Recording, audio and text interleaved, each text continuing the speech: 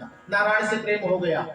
अंतिम समय में जब काले काले दूत आए तो डर गया, डर माने अपने बेटे को बुलाया, नारायण। भगवान खड़े हो गए।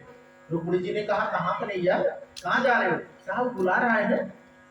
कहा हुआ जामिल है, अपने बेटे को बुला रहा है। अरे कहा, नहीं देवी, नारायण मेरा नाम है, एको ब्रह्म द्वितीयो नाम। भैया ने कहा, आपकी गति आप ही जानो, जाओ। तो बुलाया बेटे को, चौड़े दौड़े चले आए, मेरे स्वामी चले आए, मेरे कन्हैया चले आए, गोविंद चले आए। तो शोभों के पढ़ाने ते गणी का निबाध लिया, और बांध लिया जामिल ने पुत्र की पुकार थी। और किसने भगवान को बांधा? अब मैं बता रहा हूँ, आपको याद आ जाएगा। मुट्ठी भर चावल ते सुदामा ने बांध लिया, और बांध लिया कुंजर ने फूलों के हार से। और किसने बांधा?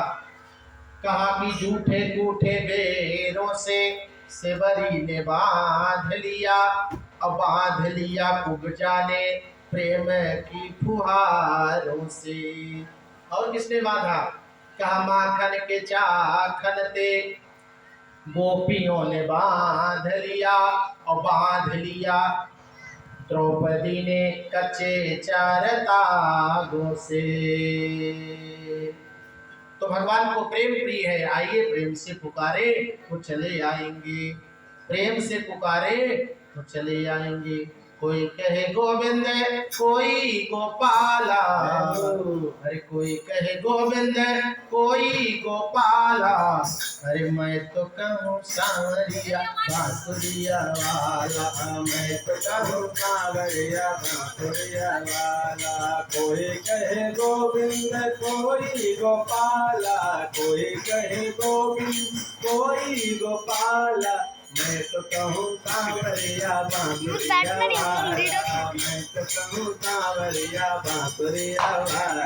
ये राधा ने श्याम कहा, मीरा ने गिरधर, राधा ने श्याम कहा, मीरा ने गिरधर, राधा ने श्याम कहा, मीरा ने गिरधर। हाँ कृष्णा ने कृष्ण कहा, कुब्जा ने नटवर, कृष्णा ने कृष्ण कहा, कुब्जा ने नटवर, कृष्णा ने कृष्ण कहा, कुब्जा ने नटवर। अरे ग्वालों ने तुमको, हाँ ग्वालों ने तुमको पुकारा गोपाला, मैं तो कहूँ सांवरिया बांसुरिया वाला, मैं तो कहूँ सांवरिया बांसुरिया वाला। बोले गोविंद भगवान की। आज गोवर्धन पूजा आप लोगों ने किया, आज गोवर्धन पूजा किया ना, अभी पूजा किया है आप लोगों ने। गोवर्धन पूजा के उपलक्ष्य में आप लोग यहाँ बैठे हो और कन्हैया की कथा सुनने के लिए बैठे हो, भगवान की कथा सुनने के लिए बैठे हो। तो भगवान का जो संदेश है उसको पकड़ने के लिए बैठे हो, तो ईमानदारी से संदेश पकड़ना। भगवान को क्या जरूरत पड़ी कि 7 वर्ष के हमारे कन्हैया ने गोवर्धन की पूजा शुरू कर दिया और इंद्र की पूजा को बंद करवा दिया। वहां क्या हो रहा था? आनंद बाबा के यहाँ सदियों से इंद्र की पूजा हो रही थी, यानी देवताओं की पूजा हो रही थी, देवताओं के राजा की पूजा हो रही थी, और देवताओं की पूजा को बंद करवा करके गोवर्धन की पूजा शुरू करवा दिया ये हमारे कन्हैया ने। तो इससे क्या संदेश हमको आपको मिला? भगवान ये संदेश देना चाहते हैं कि देवताओं के चक्कर में आप लोग मत पड़ो, कि देवी देवता जो इस समय है ये बड़े लफड़ा कर देते हैं। भगवान के चक्कर में चलो, जिनके चक्कर में जाने से सारे के सारे सब लोग अनुकूल हो जाते हैं। नहीं तो हम लोग क्या करते हैं, इतना देवी माई, घुरघुरिया माई, घुरघुरिया माई, अवसान माई, अटपटवा माई, चटपटवा माई, मरी माई, चरी माई। अच्छा इधर है कि नहीं? माताएं हैं कि नहीं इधर? ये हमारी माताएं एक तो दिन खाली नहीं रहती है, ये पोछा में ले ले अपने इसे ले लेंगी, वो लाई ले लेंगी, उसमें बतासा ले लेंगी और चली जाएंगी जो है वो घुरघुरिया माई चपवाने। अब वहां जब जाएंगी तो यहाँ पति पता नहीं कहाँ कहाँ से आया लौट करके, और एकदम तर बतर है, प्यास लगी हुई है, देखा तो इतना बड़ा ताला लटका हुआ है। अब बिटिया गोली खेल रही है, पूछा कि नेहा तुम्हारी मम्मी गई घुरघुरिया चबाने 3 बजे।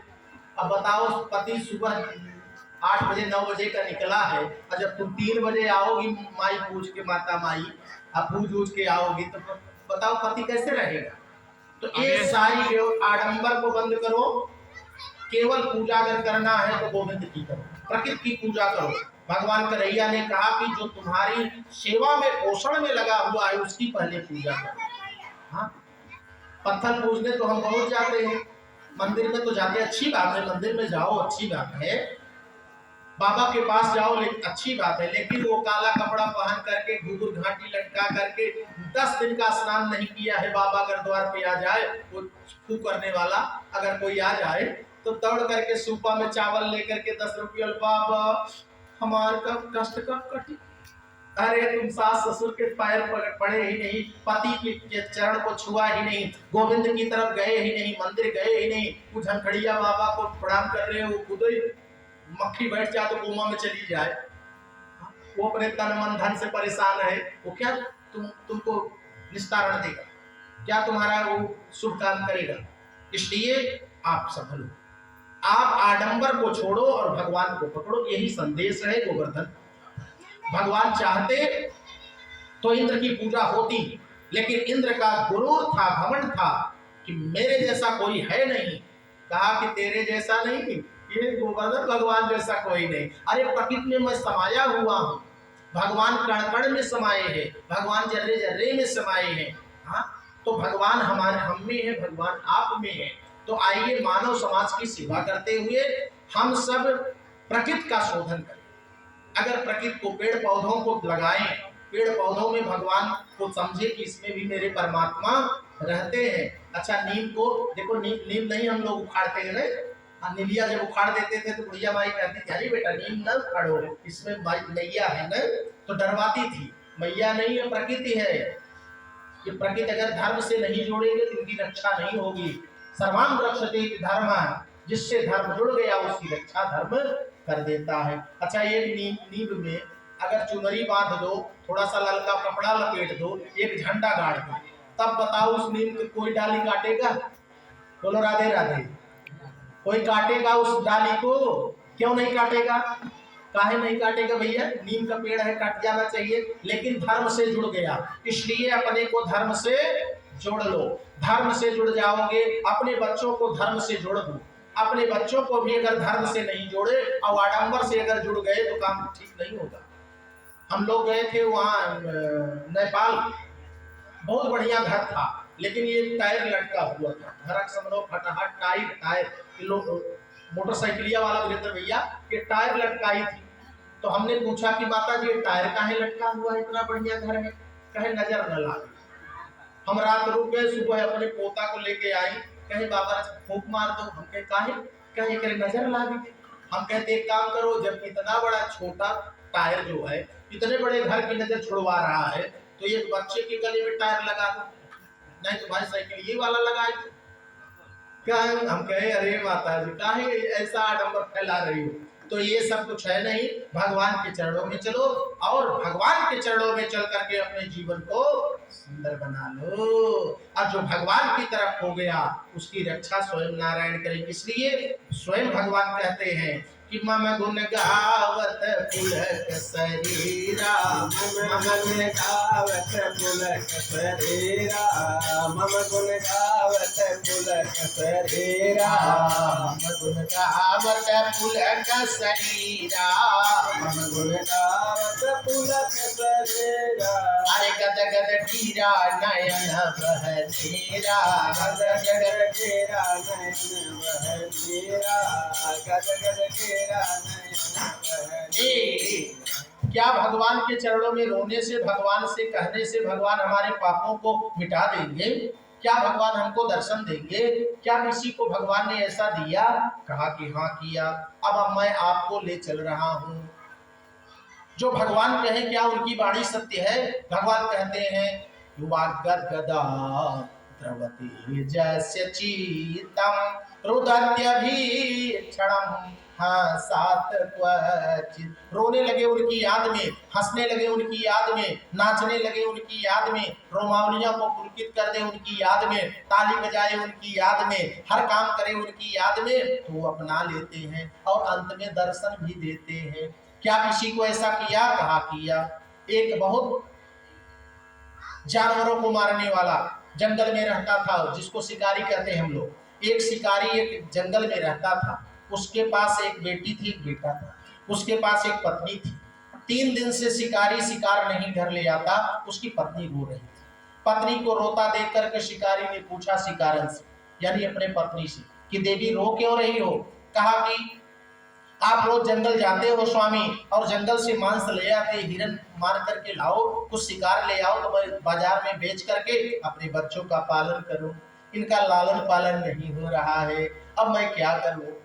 तो कहा कि मैं तो जंगल में जाता हूं, लेकिन मुझसे मेरा निशाना चूक जाता है। मेरे सामने हिरन आता है, जब मैं हिरन को मारने का प्रयास करता हूं तो हिरन वहां से निकल लेता है, मेरा निशाना चूक जाता है। पत्नी ने कहा कि एक काम करना, कल जब जाना जंगल में तो दादा की बेन को लेकर के जाना। आज शिकारी जब निकला घर से तो धनुष बाण तो लिया, तो दादा की बेन को ले लिया, जो हिरण की सींग की बनी थी। वही बेन को लेकर के जंगल में गया, एक चबूतरे पर बैठ करके जंगल में बेन को बजाने लगा। अरे उत्तम कानन पाई भलो विदेहो, उत्तम कानन पाए भलो विदेहो, उत्तम कानन पाए भलो विदेहो। हाँ, उत्तम कानन पाई भलो विदेहो, उत्तम कानन पाए भलो विदेहो। अरे व्याध से जाकर बेन बजाई, व्याध से जाकर बेन बजाए, व्याध ने जाकर बेन बजाए। जंगल में जाकर के एक पथिक ने आवाज लगाई, बेन को बजा दिया, और जब बेन बजाया तो बेन की आवाज जंगल में गई, और जब गई तो एक हिरन के कान में पड़ गई। प्रेम में नेम का छोड़ दियो मृग, प्रेम में नेम को छोड़ दियो मृग, प्रेम में नेम को छोड़ दियो। हाँ, प्रेम में नेम का छोड़ दियो मृग, प्रेम में नेम का छोड़ दियो मृग। तान सुने हो जब कान लगाए, तान सुने हो जब कान लगाए, तान सुनो जब बेन को बजाते बजाते देखा क्या, एक हिरन सामने नाचने लगा, और नाचते हुए मृग को देखा, बाप रे बाप, इतना बड़ा मृग है, नाच रहा है, अगर मैं बेन बजाना बंद कर दूंगा तो ये मेरे सामने से निकल जाएगा। इसलिए क्या किया, अरे बेन बजावत ही धनुकान के, बेन बजावत ही धनुकान के, बेन बजावत ही धनुकान। हाँ, बेन बजावत ही धनुकान के, बेन बजावत ही धनुकान के। मार दियो उर लक्ष लगाए, मार दियो उर लक्ष लगाए, मार दियो उर लक्ष लगाए। एक बेन को बजाते बजाते क्या किया, पैर से उठाया, बेन को टिकाया, एक हाथ में धनुष लिया, एक हाथ में बाण, और खींच करके कराल बाण एक निकाल करके हिरन के कलेजे में मार दिया, और जैसे कलेजे में बाण लगा, हिरन छटपटा करके धरती पर गिर पड़ा। अरे बाण के लागी कुरंग गिरो है, बाण के लागे कुरंग गिरो है, बाण के लागे कुरंग गिरो है। हाँ, बाण के लागे कुरंग गिरो है, बाण के लागे कुरंग गिरो है। व्याध से दीन वचन प्रगटाए, व्याध से दीन वचन प्रगटाए, व्याध से दीन वचन प्रगटाए। हाथ जोड़ करके बधिक, हाथ जोड़ करके हिरनवा बोला बधिक से, यानी मरते हुए हिरन ने अपने बधिक से कहा, अंतिम सांस चल रही है, अंतिम सांस चल रही है, और बधिक सामने खड़ा हुआ है, और हाथ जोड़ करके एक आर्त भरी आवाज में बोला है, कहा कि हे बधिक, तुम एक काम करो, क्या मेरा काम कर पाओगे? मैं अंतिम सांस लेने चल रहा हूँ, क्या तुम, मेरा प्राण निकलने वाला है, क्या तुम मेरा काम कर पाओगे? इतना सुनते ही शिकारी की आंखों में आंसू आ गया। शिकारी ने कहा कि चल, तू मरने जा रहा है, बता तुझे क्या चाहिए, क्या चाहिए? जैसे ही सुना, उसके कानों में आवाज आई, तुझे क्या चाहिए? तो हाथ जोड़ करके हिरन बोल रहा है, आमिष हितार्थ तैने मारी रे हमारी जान, हे बधिर, तुमने मांस के लिए मुझे मारा, मांस के खातिर तैने मारी रे हमारी जान। तो मांस बनचारी परिवार को खिलाई दे। ले जा, अपने परिवार वालों को दे दे, अपने बीवी बच्चों को दे दे, मेरी मांस को तल भून करके खा लेंगे। मांस के खातिर तैने मारी रे हमारी जान। तो मांस परी बनचारी परिवार को खिलाई दे। और मेरे सिर श्रृंग को श्रृंगनाद करते ने, मेरे सर से उखाड़ ले मेरी सींग को, ले जा दूसरी बेन बना ले। मेरे सर श्रृंग को श्रृंगनाद करते ने, अरे तन चर्म काढ़ी किसी ब्रह्मचारी को गहाई दे। मेरे चमड़े को ले जा किसी ब्रह्मचारी को दान कर दे। लेकिन अंतिम बात मेरी सुन ले, करबद्ध प्रार्थना है दास मित्र मेरी, अरे तत्क्षण तू मेरी एक आस पुराई दे। अंतिम समय मेरी एक इच्छा है, क्या पूरा कर पाओगे? जौने बेने खातिर तैने मारी रे हमारी जान। जिस बेन को बजा करके तू मुझे पागल कर दिया, जिस बेन की आवाज सुन करके मैं अपने बीवी बच्चों को छोड़ दिया, जिस बेन की आवाज को सुन करके मैं नाचने लगा, जिस बेन की आवाज को सुन करके मैं पागल हो गया, जिस बेन की आवाज सुन करके मैं सदे होते हुए विदेहावस्था में आकर के तुम्हारे सामने मंत्रमुग्ध अवस्था में नाच करके मुक्त हो गया, बस मरते समय वही एक बार फिर बेन सुना दी। जौने बेने खातिर तैने मारी रे हमारी जान, अरे मरतों की बीर एक फार फिर बजाई दे, मरतों की बीर एक बार फिर सुनाई दे। ऐसा कह कर मृगा मर गया है सुखद। इतना कह करके मृग ने शरीर छोड़ दिया। अब देखिए यहाँ से कि ऐसा कह कर मृगा मर गया है सुखद, और शिकारी के झरझर बरसते नयन, और शिकारी के झरझर बरसते नयन। त्याग दी मांस खाना उसी रोज से, और ढोल मंदिर में बजने लगे शान से। जब बजे ढोले होने लगे कीर्तन, तो शिकारी के झरझर बरसते नयन, तो शिकारी के झरझर बरसते नयन। रोते रोते ही एक दिन समाधि लगी, बैन प्रभु के पिए प्रेम रस में पगी। क्यों बेकल तेरे पाप सब धुल गए। ये भगवान का काम है। भगवान क्या कहते हैं कि मम गीत्वा च नामानि रुदन्त मम सन्निधौ, तेषां परिकृतो नान्यकृतो जनार्दन। मेरे नाम को लो, प्रायश्चित और पश्चाताप करो। हे प्रभु, मुझसे बहुत बड़ी भूल हो गई। हे प्रभु, मैं आपकी शरण में हूँ। सुबह बहनों भक्तों, हमको आपको समर्पण करना चाहिए, हमको आपको समर्पण करना चाहिए, बोलना चाहिए भगवान से, हे प्रभु बहुत बड़ी गलती मुझसे हो गई। अपने गलती का प्रायश्चित और पश्चाताप जो कर लेता है, भगवान उसको गोद में उठा लेता है। यही तो गीता में भी कहा गया, यही तो कन्हैया अर्जुन को सिखा दिए कि जो भी काम है समर्पित होकर के कर लो, देखो काम बन जाएगा। मुझे अगर प्राप्त करना चाहते हो तो समर्पण लाना पड़ेगा, मुझे अगर प्राप्त करते हो तो मुझे याद करना ही पड़ेगा, मुझे अगर याद करते हो, मुझे पाना चाहते हो, अगर जगदीश को पाना चाहते हो तो जगत को छोड़ना ही पड़ेगा। अगर जगत में रहो, जगदीश में भी रहो, तो ऐसे काम जगत में ऊपर से और जगदीश से नीचे से जुड़ो, संसार